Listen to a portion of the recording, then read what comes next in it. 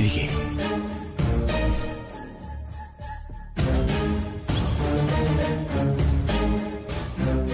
ദീപു, സാറിന് ഷെയ്ക്കാൻ കൊടുത്ത് നമസ്കാരം പറ. ഓ നമസ്കാരം. സാരമില്ല, നീ കൈകൂപ്പി നമസ്കാരം പറഞ്ഞാ മതി.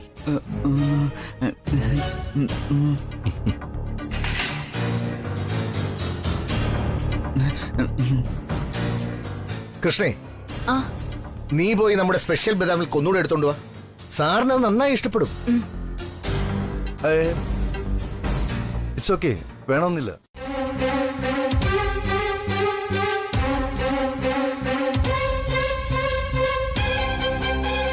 സാറിന് ഞാൻ നമ്മുടെ വീട്ടിൽ കൊണ്ടുപോയി കൈ കഴിച്ചോളാം.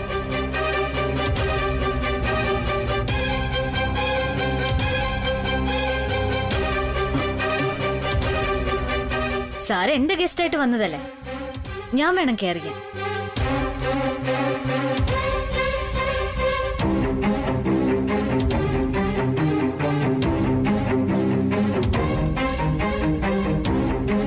സാർ വരൂ പ്ലീസ്.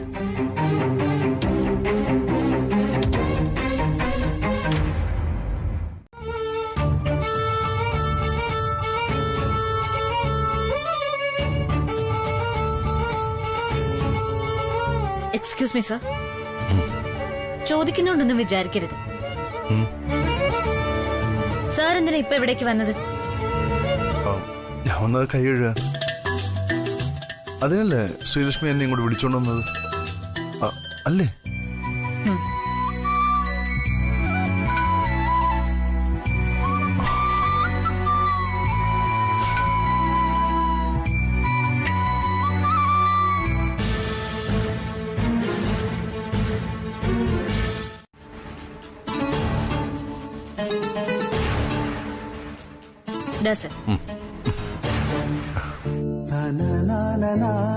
ഇനി പറയൂ, സാറിന് ഇപ്പൊ എന്താ വേണ്ടത്? എനിക്ക് വേണ്ടത് ഇനി ഈ സോപ്പ് കിട്ടുമെങ്കിൽ. അതല്ല ഞാൻ ചോദിച്ചത്, സാർ ഇപ്പൊ എന്തിനാ ഇവിടെ വന്നോന്നാ? കൈ കഴുകാൻ. അല്ല, എന്നിൽ നിന്ന് ഇനി എന്താ സാറിന് വേണ്ടത്? അതറിഞ്ഞാ കൊള്ളാന്നുണ്ട്.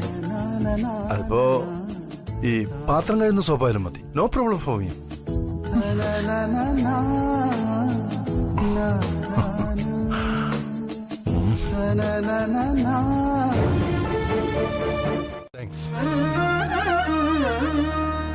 నిజరి మరే సని పనిసా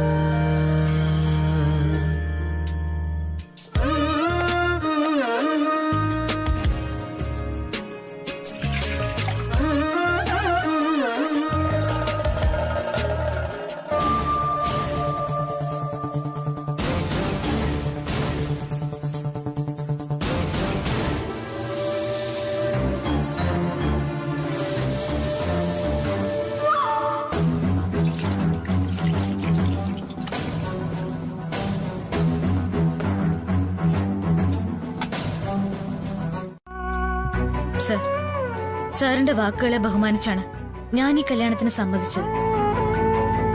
സാറിന് വ്യക്തമായിട്ട് അറിയാം എനിക്ക് ഈ കല്യാണം ഇഷ്ടമല്ലെന്ന്.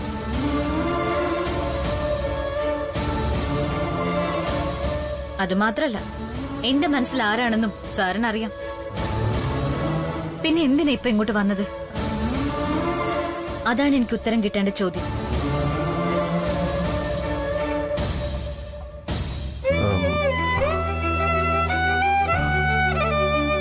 ശ്രീലക്ഷ്മി, ഞാൻ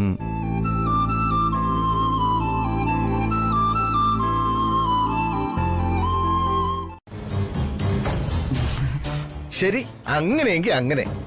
നിങ്ങൾ എന്ത് തീരുമാനം എടുത്താലും എനിക്ക് സമ്മതമാണ്.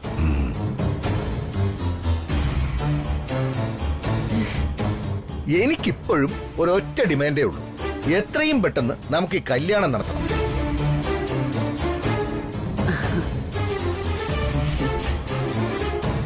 കല്യാണം ഇവിടെ മുറ്റത്ത് വെച്ചാണ് നടത്താൻ താല്പര്യമെങ്കിൽ എനിക്ക് ഒരു എതിർപ്പുമില്ല. പക്ഷെ ഒരാഴ്ചയ്ക്ക് അത് നടത്തണം. Very interesting. ഞാനിതുപോലെ പന്തലിട്ട കല്യാണം കണ്ടിട്ടില്ല. നല്ല രസമായിരിക്കും അല്ലേ? ജാടകളൊന്നുമില്ലാതെ സിമ്പിൾ.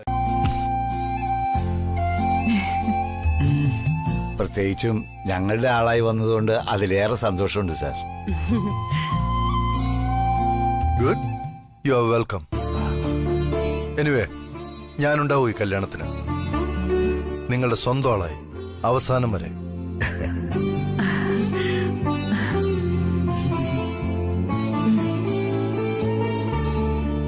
അപ്പൊ ശരി, കാണാം.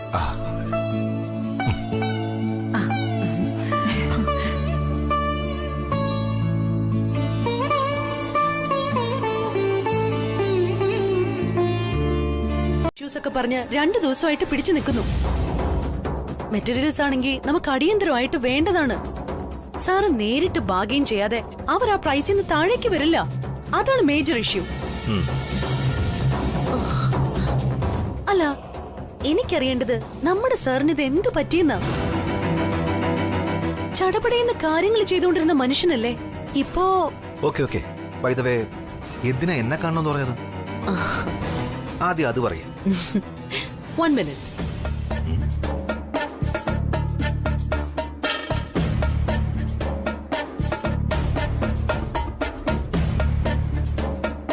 എത്താതെ പോയിരിക്കുന്നു നമ്മുടെ നാട്ടിൽ. സോ ചാൻസ് ഈസ് സ്റ്റിൽ 50-50 ഞാൻ പറയും. സോറി, സാധാരണ എന്റെ കണക്കുകൂട്ടലുകളൊന്നും പെട്ടെന്ന് അങ്ങനെ തെറ്റാറില്ല Rajaram sir. I'm very much confident about this. ആത്മവിശ്വാസം നല്ലതാണ്. Let's hope for the best. എന്നാ ഞാൻ വെക്കോട്ടെ, വേറെ വിശേഷമൊന്നുമില്ലല്ലോ? Nothing sir, you carry on. ആ പിന്നെ നേരിട്ട് വിളിക്കുമ്പോ രവി സാറിനോട് ഞാനിവിടെ അനുഭവിക്കുന്ന ശ്വാസമുട്ടലിനെ കുറിച്ചൊന്ന് പറഞ്ഞേക്കണം. വലിയ ബുദ്ധിമുട്ടാണ്. ശ്വാസം മുട്ട് കമ്പനിയുടെ കാര്യത്തിലല്ലേ, നേരിട്ട് കാണാൻ കിട്ടാത്ത കാര്യത്തിലല്ലല്ലോ. പറഞ്ഞേക്കാൻ ഞാൻ.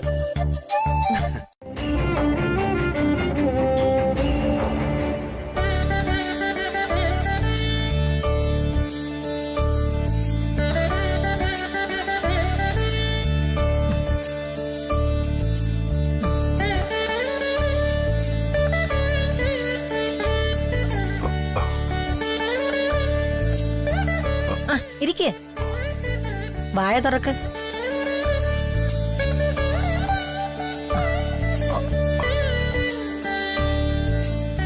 അമ്മ എന്താ ഇത്? ഇത് പൂജമുറി വെച്ച്. ശരി അമ്മ.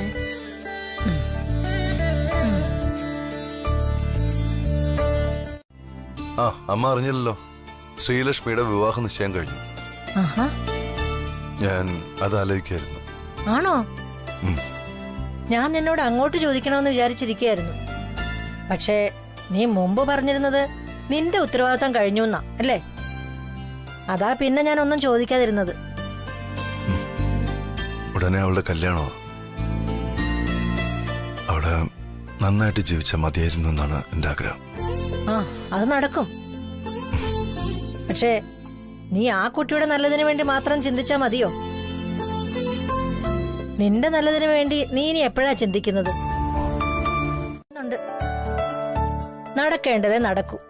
അതാ ശ്രീലക്ഷ്മിയുടെ കാര്യത്തിലായാലും നിന്റെ കാര്യത്തിലായാലും അങ്ങനെ തന്നെയാ.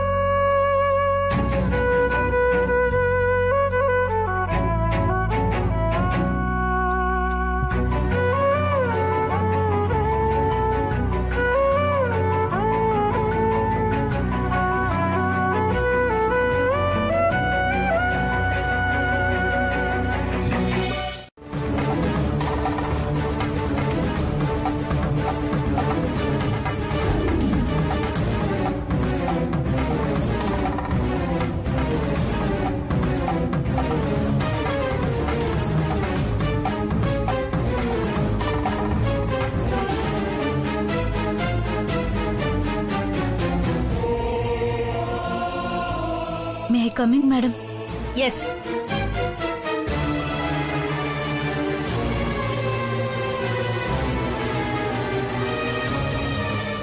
ഒന്ന് വിളിച്ച സ്വന്തം സീറ്റിൽ നിന്ന് എന്റെ ക്യാബിൻ വരെ വരാൻ മാഡത്തിന് 15 മിനിറ്റ് വേണം. മനസ്സിലാവുന്നില്ല? ഈശ്വര, ഒന്നിനൊരു തീരുമാനം എടുക്കാൻ പറ്റുന്നില്ലല്ലോ.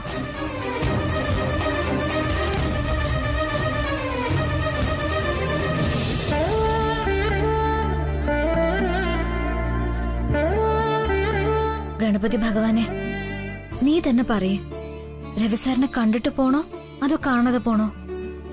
എന്താ ഞാൻ ചെയ്യേണ്ടത്? കുറഞ്ഞ പക്ഷെ ഞാനിവിടുന്ന് ഇറങ്ങുമ്പോ നേരിട്ടൊന്ന് കാണാനുള്ള അവസരമെങ്കിലും നീ ഉണ്ടാക്കി തരണം പ്ലീസ്.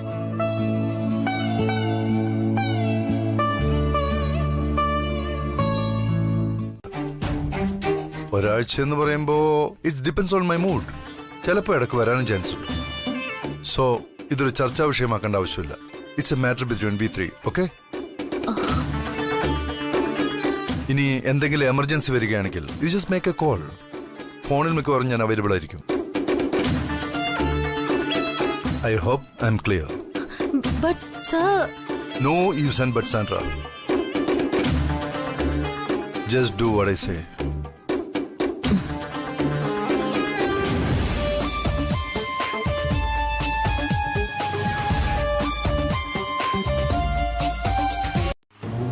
അമ്മയും ചേട്ടനും മോനും കൂടെ പോയി അങ്ങ് എടുത്താ മതി. ഞാൻ ഇവിടുന്ന് ഹോസ്റ്റലിലേക്ക് മാറാൻ പോവാ. നിങ്ങളുടെ ഈ കല്യാണം കൂടാൻ ഞാൻ ഉണ്ടാവില്ല. ഹോസ്റ്റലിലോ? ഇപ്പൊ സമ്മതിക്കാൻ ഞാൻ. അതെ, എനിക്ക് മനസ്സിലാവാഞ്ഞിട്ട് ചോദിക്കുക, നിനക്കെന്താ ദീപ് ശ്രീലക്ഷ്മിയെ കല്യാണം കഴിക്കുന്നതില് ഇത്ര വിരോധം? അവക്കെന്താ വേറെ കാമുകന്മാര് വല്ലതും ഉണ്ടോ നിന്റെ അറിവില്? അല്ലെങ്കിൽ ദീപുവിന് എന്താ ഒരു കുറവ്? നീ അത് പറഞ്ഞാലും മതി. ശ്രീലക്ഷ്മിക്ക് എന്റെ അറിവില് കാമുകന്മാരൊന്നുമില്ല. പക്ഷെ ദീപുവിന് കുറവുകളുണ്ട്. അവനൊരു മന്ദബുദ്ധിയാണ്, ഭൂലോക മന്ദബുദ്ധി. കൃഷ്ണേ, എന്നും ചില കുടുംബങ്ങളിൽ നടക്കുന്നത് ഇത് തന്നെയാ. പെണ്ണൊരൽപ്പം ത്യാഗം ചെയ്താൽ മാത്രമേ ഒരു കുടുംബം ഒന്നാകെ രക്ഷപ്പെടൂ. ഇനിയെങ്കിലും നീ അത് മനസ്സിലാക്ക്. മനസ്സിലായി. ഒരൊറ്റ ചോദ്യം ഞാൻ തിരിച്ചു ചോദിക്കാം. അമ്മ അതിന് ഉത്തരം പറയണം. ശ്രീലക്ഷ്മിയുടെ അതേ അവസ്ഥ തന്നെയല്ലേ ഈ കോളനിയിൽ താമസിക്കുന്ന എനിക്കും അമ്മയ്ക്കും? ദീപു എന്റെ അമ്മാവന്റെ മകനുമാണ്, മുറച്ചെറുക്കൻ. എന്നിട്ടും എന്താ അമ്മാവന്റെ സത്പ്രവൃത്തിയിൽ അമ്മാവൻ സ്വന്തം മോനെ കൊണ്ട് കെട്ടിക്കാൻ എന്നെ തെരഞ്ഞെടുക്കാത്തത്? അമ്മയ്ക്ക് ഉത്തരം പറയാൻ പറ്റുമോ?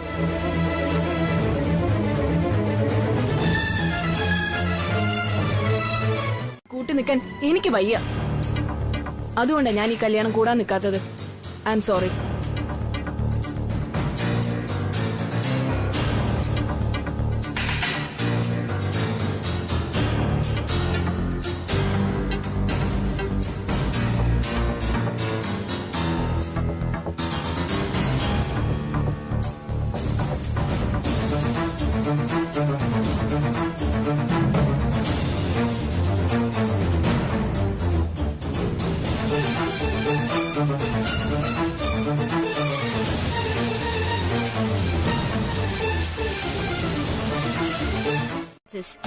The employee shouldn't be called back.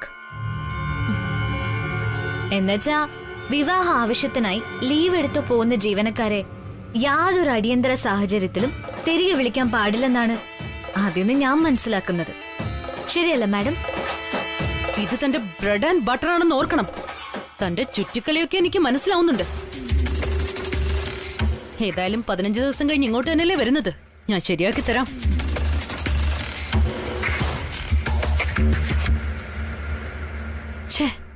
Sir ഇവിടുന്ന് പോകുമെന്ന് അറിഞ്ഞിരുന്നെങ്കിൽ അവളെ കൊണ്ട് ലീവ് എടുപ്പിക്കണ്ടായിരുന്നു. ഇതിപ്പോ ആകെ മെനക്കേടായല്ലോ.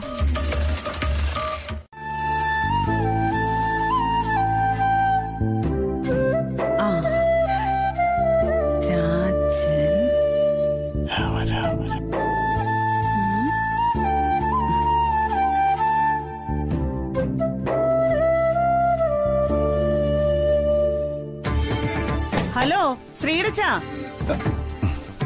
കൊറേ നേരം ആയല്ലോ. ചോദിച്ചതൊക്കെ തന്നില്ലേ?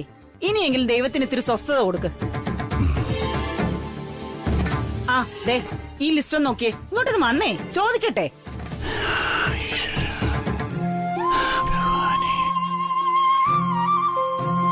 ശരി, ഇവരൊക്കെ എന്റെ ബന്ധുക്കളായതുകൊണ്ടല്ലേ നിനക്ക് അത്ര ദണ്ണം? അയ്യാ, ഒരു ദണ്ണവും ദണ്ണക്കേടുമില്ല. നീ വേണമെങ്കിൽ വിളിച്ചോ, ഞാൻ പറഞ്ഞെന്നുള്ളൂ. ഞാൻ വിളിക്കും. ഇത് ഈ വീട്ടിലെ ആദ്യത്തെ അവസാനത്തെ കല്യാണം. ആ പിന്നെ ദേ, ഈ ദമയന്തിയും കെട്ടിയവനെ നമുക്ക് ഉറപ്പായിട്ട് വിളിച്ചേ പറ്റൂ. കഴിഞ്ഞ പ്രാവശ്യം ഉത്സവത്തിന് വന്നപ്പോഴേക്കും അവള് പറഞ്ഞിട്ട് പോയതാ, ശ്രീയുടെ കല്യാണമാകുമ്പോ വിളിക്കണേ ചേച്ചിന്ന്. അത് ശരി. അപ്പൊ ഞാൻ അവരെ വിളിക്കാൻ കാഞ്ഞങ്ങാട് പോണോ? പോണോന്ന് ഞാൻ പറഞ്ഞോ? ഫോൺ ചെയ്ത് ക്ഷണിച്ചാലും മതി, അവര് വന്നോളൂ. ആ ശരി ശരി, ആലോചിക്കാം. ശ്രീലക്ഷ്മി ഇവിടെ ആരുമില്ലേ? മിനിമം ഡിസ്റ്റൻസ് മെയിൻറ്റെയിൻ ചെയ്യണം. ഒരു കാരണവശാലും സാറ് നിന്നെ തിരിച്ചറിയാൻ പാടില്ല എന്നർത്ഥം. എപ്പോഴും മഫ്റ്റിയിൽ വേണം ഫോളോ ചെയ്യാൻ.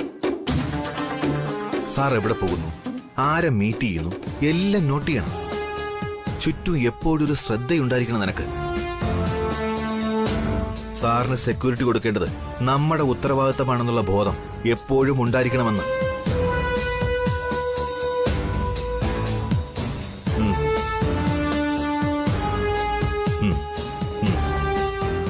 ശരി. ഉണ്ടായിരുന്നു സാർ. അത് തന്നെ സാർ, മാർക്കറ്റിൽ നല്ല തിരക്കുണ്ടായിരുന്നു തോന്നുന്നു. ദേഹമൊക്കെ വേർത്തു.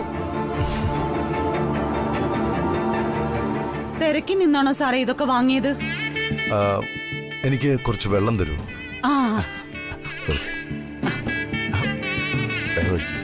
കുറച്ച് തിരക്കുണ്ടായിരുന്നു, പക്ഷെ അങ്ങനെ ബുദ്ധിമുട്ടുണ്ടാക്കുന്ന തിരക്കൊന്നും ഉണ്ടായിരുന്നില്ല. ദാ.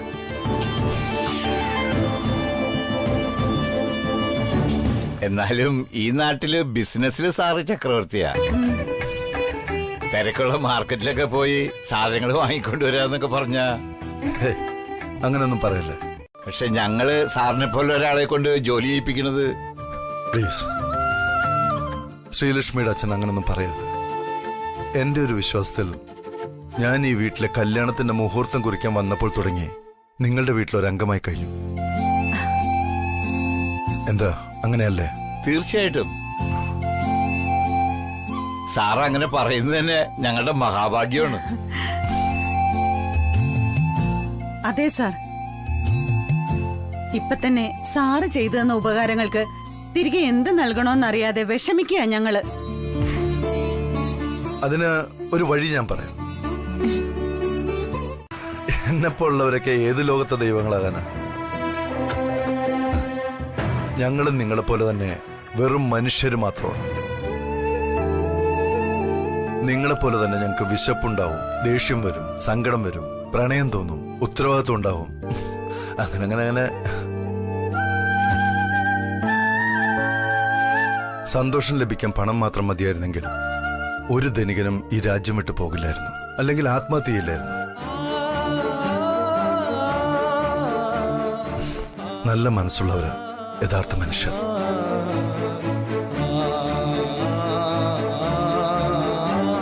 എന്ന് വിചാരിക്കും, അത് തെറ്റായ ചിന്താഗതിയാണ്. എന്നെപ്പോലുള്ളവരൊക്കെ ഏത് ലോകത്തെ ദൈവങ്ങളാകാനാ? ഞങ്ങളും നിങ്ങളെപ്പോലെ തന്നെ വെറും മനുഷ്യര് മാത്രമാണ്. നിങ്ങളെപ്പോലെ തന്നെ ഞങ്ങൾക്ക് വിശപ്പുണ്ടാവും, ദേഷ്യം വരും, സങ്കടം വരും, പ്രണയം തോന്നും, ഉത്തരവാദിത്വം ഉണ്ടാവും. അങ്ങനെ അങ്ങനെ അങ്ങനെ സന്തോഷം ലഭിക്കാൻ പണം മാത്രം മതിയായിരുന്നെങ്കിൽ ഒരു ധനികനും ഈ രാജ്യം വിട്ടു പോകില്ലായിരുന്നു, അല്ലെങ്കിൽ ആത്മഹത്യ ചെയ്യില്ലായിരുന്നു. നല്ല മനസ്സുള്ളവരാ യഥാർത്ഥ മനുഷ്യർ. അറിയാനുള്ള കൊതി കൊണ്ടാണ് സാർ ചോദിക്കുന്നത്, ഒന്നും തോന്നരുത്. ഇനിയിപ്പൊ അതൊക്കെ പറഞ്ഞിട്ട് എന്താ കാര്യം? വിട്ടേക്ക്. അതൊരു സന്തോഷമുള്ള കഥയൊന്നുമല്ല. സന്തോഷായാലും സങ്കടായാലും കഥയെന്ന് വെച്ചാ എനിക്കും ഇങ്ങർക്കും മോക്കും ഭയങ്കര ഇഷ്ടമാണ് സാർ. പ്രത്യേകിച്ച് സാറിന്റെ കഥയാവുമ്പോ നല്ല രസമായിരിക്കും. ആ ഇങ്ങോട്ടിരിക്കണം സാർ, ഇങ്ങോട്ടിരിക്കും. ഒന്ന് മിണ്ടായിരിക്കും ശ്രീടച്ച. നിങ്ങളാണെങ്കിൽ ഒരു സിനിമയ്ക്ക് പോലും കൊണ്ടുപോകില്ല. സാറിന്റെ കഥയെങ്കിലും ഒന്ന് കേക്കട്ടെ. ആ സാറിരിക്കും. ശ്രീലക്ഷ്മിയുടെ അച്ഛനിരിക്കും. അന്നത്തെ ശബ്ദം കേട്ടില്ലെങ്കിൽ ഞങ്ങൾക്ക് ഉറക്കം വരില്ലായിരുന്നു. പക്ഷേ എല്ലാവരും നല്ലവരായിരുന്നു. ചങ്കിന് ചങ്ക് നൽകുന്നവരായിരുന്നു കോളനിയിലുണ്ടായിരുന്നവർ.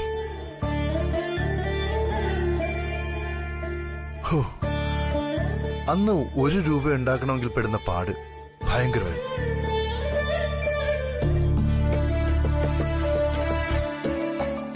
പകുതി വയറിൽ ആകാശം നോക്കിക്കിടന്ന എത്രയെത്ര രാത്രികൾ. ഇതൊക്കെയായിരുന്നു അന്നത്തെ എന്റെ സമ്പാദ്യം.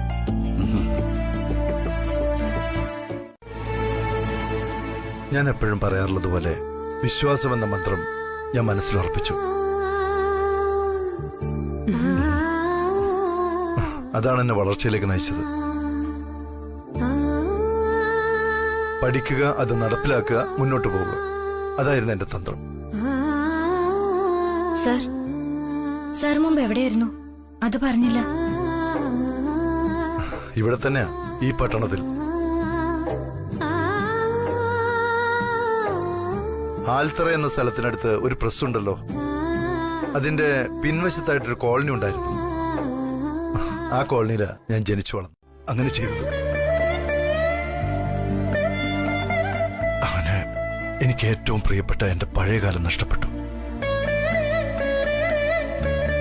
പക്ഷെ അന്നൊരിക്കൽ ശ്രീലക്ഷ്മിയോടൊപ്പം ടൗണിൽ ചുറ്റി നടന്ന് പാർട്ടിക്ക് പോയപ്പോ എന്നിൽ നിന്ന് നഷ്ടപ്പെട്ട ആ ചെറിയ ചെറിയ സന്തോഷങ്ങൾ എനിക്ക് തിരിച്ചു കിട്ടിയതുപോലെ തോന്നി.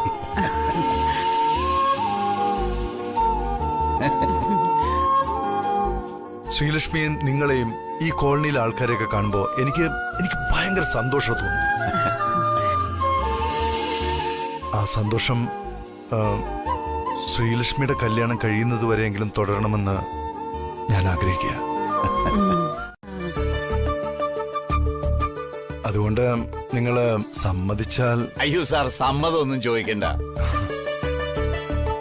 സാറിന്റെ ഇഷ്ടം. സാർ എന്ത് പറയണോ അത് ഞങ്ങൾ കേൾക്കും. സാർ പറഞ്ഞാ മതി. ഞാനും സമ്മതിക്കുന്നു സാർ. പക്ഷെ ഒരു കണ്ടീഷനുണ്ട്. ഈ കല്യാണത്തിന് വേണ്ടി സാർ ഒരു പൈസയും ചെലവാക്കാൻ പാടില്ല. എന്താ, സമ്മതിക്കാൻ പറ്റുമോ? 2522 രൂപ.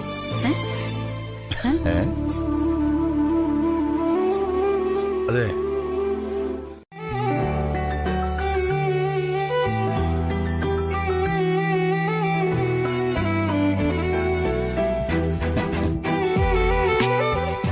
ഞാൻ വെറുതെ വിടില്ല മാഡം. കാര്യം അറിയാമോ?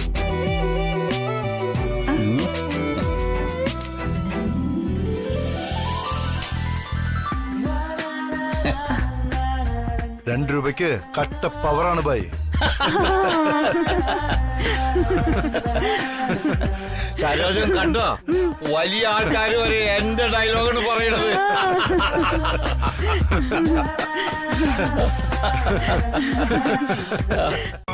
നമുക്ക് എപ്പോഴെങ്കിലും കൺഫ്യൂഷൻ വന്നാ നമ്മള് നമ്മുടെ മനസ്സ് പറയുന്നത് കേൾക്കണോന്ന്. കാരണം എന്താണെന്നറിയോ?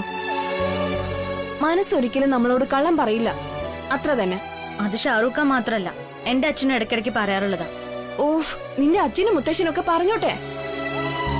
നിനക്ക് പോയി സാറിനോട് നിന്റെ മനസ്സിലുള്ളതൊന്ന് പറയാൻ പറ്റുമോ? പറ്റുമെങ്കിൽ എപ്പ പറയും? തീരുമാനിക്കുന്നേ.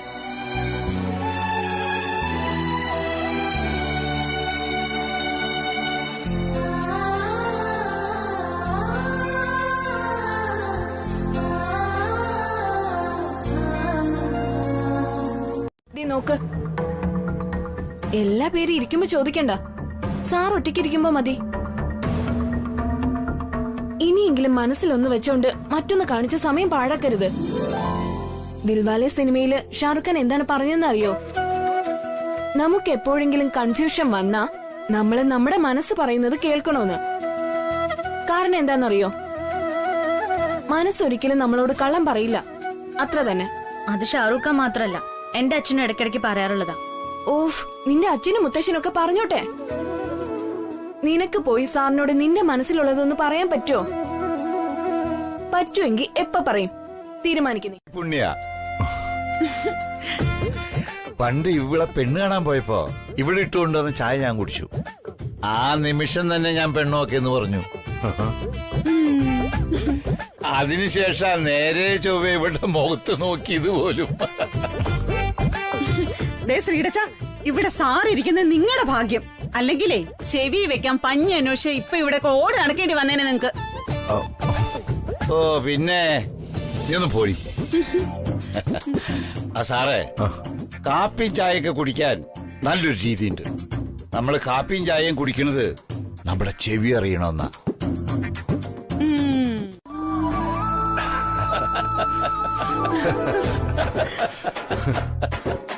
ആഹാ, രണ്ടാളും കൊള്ളാം, എനിക്കിഷ്ടപ്പെട്ടു.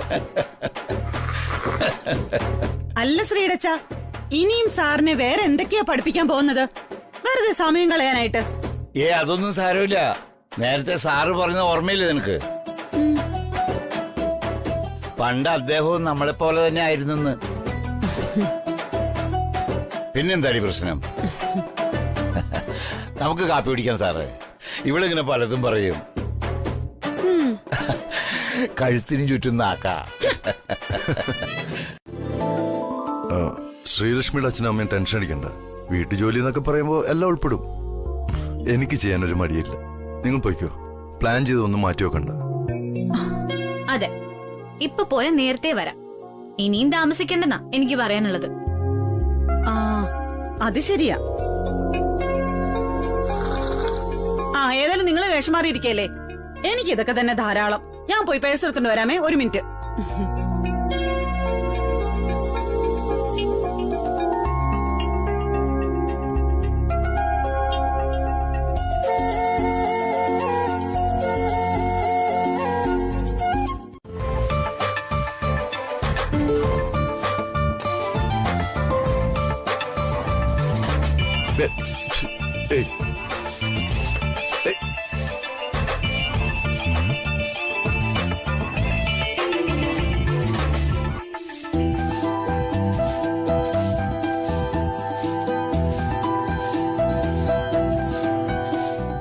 ഞാനെന്തെങ്കിലും സഹായം ചെയ്യണോ?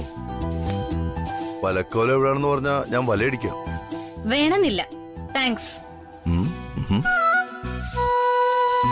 പക്ഷേ താൻ പറഞ്ഞത് ഇവിടെ തുണി അലക്കൽ മുതൽ വെള്ളം കോരുന്നത് വരെ ഒരുപാട് ജോലിയുണ്ട്.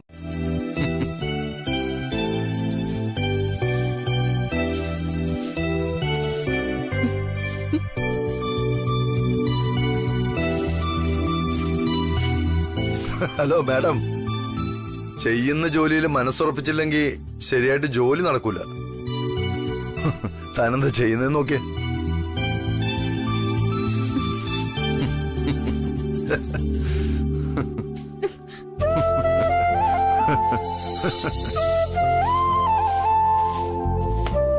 ഞാൻ പോയി കിണറ്റിന്ന് കുറച്ച് വെള്ളം കൊണ്ടുവരാം. തന്റെ അമ്മ വരുമ്പോ സന്തോഷമാവും. അച്ഛനും അമ്മയും കടയിലോട്ട് പറഞ്ഞു വിട്ടത്. പിന്നെന്താ ഇപ്പൊ പറഞ്ഞ കുഴപ്പം? ഓ, ഇതൊക്കെ കണ്ടുപിടിക്കാനുള്ള ബുദ്ധി ഉണ്ടല്ലോ സാറിന്. എന്നിട്ടും എന്താ അത് മാത്രം ഇനിയും മനസ്സിലാക്കാത്തത്? അത് മനസ്സിലാക്കാന്ന് വെച്ചാ എന്താണ് ഈ അത്? അത് മനസ്സിലായില്ല. അതെന്ന് വെച്ചാ അത് തന്നെ. അല്ല പിന്നെ അതെന്ന് വെച്ചാ ഏത്? അത് പറയതാൻ. അയ്യോ സോറി, മനസ്സിലായില്ലെങ്കിലേ സാർ അത് വിട്ടേക്ക്. ഞാനൊന്നും പറഞ്ഞേ ഇല്ല. കഴിഞ്ഞില്ലേ കാര്യം?